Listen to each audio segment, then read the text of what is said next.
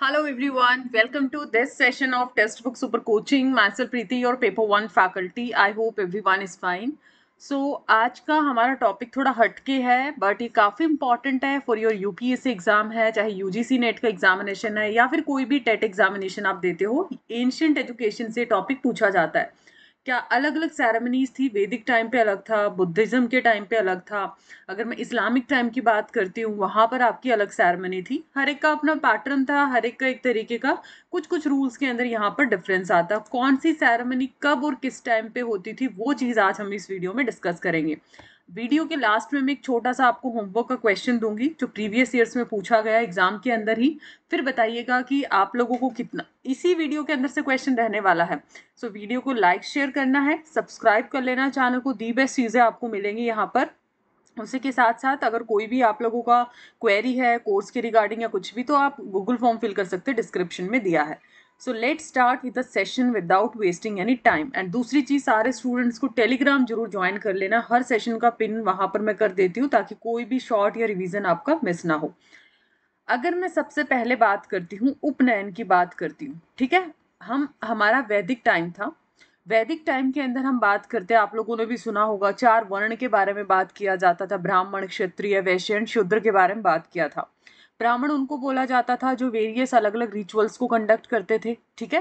जैसे अलग अलग जो भी हमारे रिचुअल्स होते थे। क्षत्रिय क्या होते थे, रूलर्स को माना जाता था। वैश्य जो एग्रीकल्चर ट्रेड में डील करते थे। और शूद्र क्या माने जाते थे, इनको बॉटम में माना जाता था हमारा अगर मैं सोसाइटी या सामाजिक हिरारकी की बात करती हूँ। इसके इनके अलग अलग संस्कार होते थे जिसको हम सेरेमनीज बोल देते हैं, परंपरा बोल देते हैं।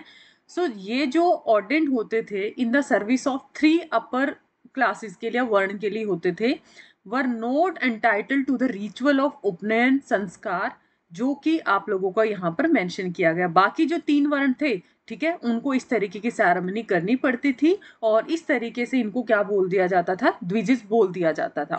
तो क्या होती है ये उपनयन सेरेमनी, जो आप लोगों की एग्जाम में ऑलरेडी पूछी जा चुकी है। ये शुरुआत होती थी हमारी शिक्षा का। ये वैदिक टाइम की बात करिए मैंने, ठीक है। टाइम पीरियड भी पूछेगा, वैदिक पीरियड में या फिर इस्लामिक में या फिर बुद्धिज्म के टाइम पे, कौन से टाइम पे ये सेरेमनी होती थी, तो वैदिक टाइम पे ये शुरुआत मानी जाती थी शिक्षा का।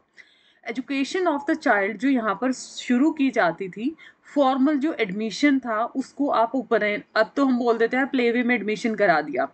हमने क्या कर दिया, उसको स्कूल में एडमिशन करा दिया, फर्स्ट क्लास है, सेकंड क्लास है, वहां पर अपने तरीके से इसका इनिशिएशन, शुभारंभ बोल सकते हैं, उपनयन इसको बोल दिया जाता था, फॉर्मल एडमिशन सेरेमनी। इसकी ना अलग अलग स्टेजेस होती थी, 8, 11 और 12। जैसे कि मैंने बताया शूद्र के लिए परफॉर्म नहीं की जाती थी, बाकी 3 क्लास के लिए था। तो ब्राह्मण के लिए कितना था, ब्राह्मण के लिए 8 साल, क्षत्रिय के लिए 11 साल था, यहाँ पर क्षत्रिय आप याद कर सकते हो। और वैश्य के लिए यहाँ पर क्या था, रिस्पेक्टिवली 12 साल था। इस सेरेमनी के बाद बच्चे को अपना घर छोड़ना पड़ता था आश्रम के लिए, और वो वहां पर जाके अपने एजुकेशन को ग्रहण करता था, और जो चाइल्ड है वो अपने गुरु का शिष्य बन जाता था। ये होती थी उपनयन सेरेमनी। इसके बाद अगर मैं बुद्धिज्म की बात करती हूँ, ये कौन सा टाइम पीरियड आ गया जी, बुद्धिज्म का। इसमें एक पबज्ज होता था, एक उपसंपदा सेरेमनी।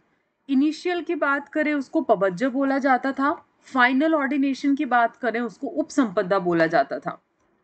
जैसे वैदिक टाइम के अंदर उपनयन होता था, उसी तरीके से बुद्धिस्ट पीरियड के अंदर पबज्ज सेरेमनी होता था। और अपना संघ, मोनेस्ट्री, विहाराज में जब एडमिशन लेना होता था तो इस फॉर्मल सेरेमनी से उसको गुजरना पड़ता था, संघ का स्टूडेंट बनने के लिए एक तरीके से हम बोल सकते हैं। ये जो आपकी शुरू होती थी 8 साल में, ठीक है। कब होती थी, 8 साल की उम्र में ये परफॉर्म की जाती थी, इनिशिएशन या शुरुआत हम बोल सकते हैं। और हर एक के पास अपॉर्चुनिटी था पबज्ज सेरेमनी में जाने के लिए, और ताकि संघ का वो पार्ट बन पाए। परमिशन ली जाती थी पेरेंट्स से मोनेस्ट्री को ज्वाइन करने के लिए। और इस तरीके से 8 साल का बच्चा एंटर करता तो 12 साल तक वो यहाँ पर शिक्षा ग्रहण करता है और संघ की लाइफ के बारे में बहुत कुछ सीखता है। अब 12 साल की एजुकेशन जिसने कंप्लीट कर लिया, पबज्ज में जो करके आ गया, अब वो चाहता है कि मुझे ना मोंक बनना है, ये सब मोह माया है, मुझे मतलब परमानेंट इस जिंदगी को छोड़ देना, फैमिली लाइफ को मुझे खत्म कर देना है। यहाँ पर एक फाइनल सेरेमनी है, उपसंपदा सेरेमनी।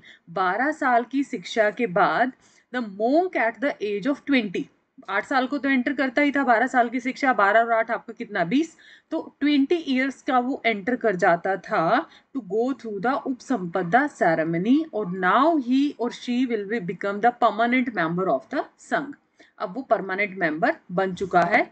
थोड़ी डिफरेंट होती थी सेरेमनी, क्योंकि यहाँ पर क्या उपसंपदा में स्टूडेंट एक फुल फ्लैश मोंक बन जाता है, और ये जो दुनियादारी है, फैमिली लाइफ है, उसके साथ उसका कोई कंसर्न नहीं होता है, राइट। एंड ये चीज यहाँ पर वो एक तरीके से पूरा का पूरा मोंक लाइफ को क्या करता है, सर्वाइव करता है, परमानेंट सदस्य पूरी जिंदगी उसी में बिताता है, ठीक है। लेकिन अब इस पे देखो, नेक्स्ट आता बिस्मिल्ला सेरेमनी या फिर बिस्मिल्ला परंपरा हम बोल सकते हैं। ये क्वेश्चन आता बिहार सीईटी बीएड के अंदर, और ऐसा क्वेश्चन आपके यहाँ पर भी आ सकते हैं। हिस्ट्री शिफ्ट में बहुत ब्राइट चांस है। मुस्लिम पीरियड के अंदर एजुकेशन को स्टार्ट किया जाता था एक रिचुअल के साथ। आपको पता है कि इस्लामिक में मकताब था, मदरसा था। मकताब मदरसा एजुकेशन के लिए, प्राइमरी एजुकेशन या हायर एजुकेशन के लिए मकताब मदरसा का कॉन्सेप्ट था, जैसे विहारास का बुद्धिज्म के टाइम पे था। तो मकताब मदरसा कौन से टाइम पे थे, इस्लामिक या मुस्लिम पीरियड में आप बोल सकते हो। सो किस एज में ये सेरेमनी होती थी, बिस्मिल्ला सेरेमनी जो बोला है, ये आपका होमवर्क क्वेश्चन रहेगा, और क्लास के बाद आपको बताना है, पूरी वीडियो देखने के बाद इसका आंसर क्या है। ये जो बिस्मिल्ला सेरेमनी है, इसको बिस्मिल्ला खानी भी बोला जाता है। एक सांस्कृतिक सेरेमनी होती थी, ठीक है, इस्लामिक टाइम में या मुस्लिम टाइम में हम बोल सकते हैं।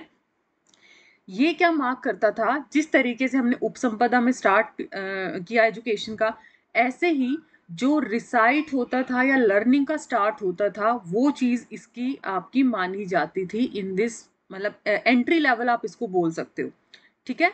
ये नाम किसके नाम पे पड़ा है, ceremony named after the Bismillah in the name of the God, ठीक है, मतलब जो beginning words in the Quran हम बोल सकते हैं, राइट। बाकी 4 से 5 की जो एज था उसके टाइम पे इसको परफॉर्म किया जाता था, और जो सम टाइम जो चाइल्ड टर्न करता था ना, स्पेसिफिक टाइम पीरियड जो बोले, 4 साल 4 महीने 4 दिन, ये इसका स्पेसिफिक टाइम पीरियड है, याद कर लीजिए। इसी के अराउंड मैंने क्वेश्चन भी पूछा है, कौन सा टाइम पीरियड पे होता है, और इसका आंसर आपको कमेंट में देना है, ठीक है, मैं बता चुकी हूँ आपको, राइट। अब यहाँ पर एक छोटा सा मैं क्वेश्चन दिखाती हूँ जो हमारा इसी टॉपिक पे बन रखा हो, और भी बहुत सारे क्वेश्चन है, ये जस्ट फिर मैंने रेफरेंस के लिए यूज किया। Upanaya ceremony which marked the initiation of a child into a study of the Vedas was performed for boys as well girls। क्या ये स्टेटमेंट सही है, मतलब बॉयज और गर्ल्स दोनों के लिए परफॉर्म की जाती थी? बिल्कुल की जाती थी, क्योंकि पुराने अगर मैं टेक्स्ट देखती हूँ तो उसमें साफ साफ मेंशन है, ये गर्ल्स को क्या बोला जाता था, ब्रह्मवादी नहीं बोला जाता था, राइट। तो दोनों के लिए होता था। हालांकि जब लेटर लास्ट का वैदिक पीरियड आता ना, वहां पर थोड़ा विमेंस को नेग्लेक्ट किया गया था, बट इनिशियल लेवल पे दोनों का सब कुछ बराबर जाता था। नेक्स्ट है बॉयज और गर्ल्स रिसीव एजुकेशन आश्रम और गुरुकुल्स के अंदर बहुत सारी एंशिएंट स्कॉलर्स के आपने नाम सुने होंगे, तो उनको भी शिक्षा दी जाती थी, इसलिए दोनों स्टेटमेंट क्या हुआ, करेक्ट। सो ये है आपका होमवर्क क्वेश्चन, आपको बताना इसका आंसर। वीडियो कैसा लगा ये भी बताइएगा, एंड अपना वैल्यूएबल फीडबैक, ये 10 मिनट का जो आपका जो छोटा पैकेट बड़ा धमाका कैसा लगा, और सारे टॉपिक मैंने दी बेस्ट और एग्जाम ओरिएंटेड पिक किए हैं। चैनल जरूर सब्सक्राइब कर लेना है। मिलते हैं नेक्स्ट ऐसी ही वीडियो में। कोई भी डाउट है कोर्स रिगार्डिंग तो आप गूगल फॉर्म फिल कर सकते हो डिस्क्रिप्शन में जो गिवन है। Bye bye, take care, thank you so much.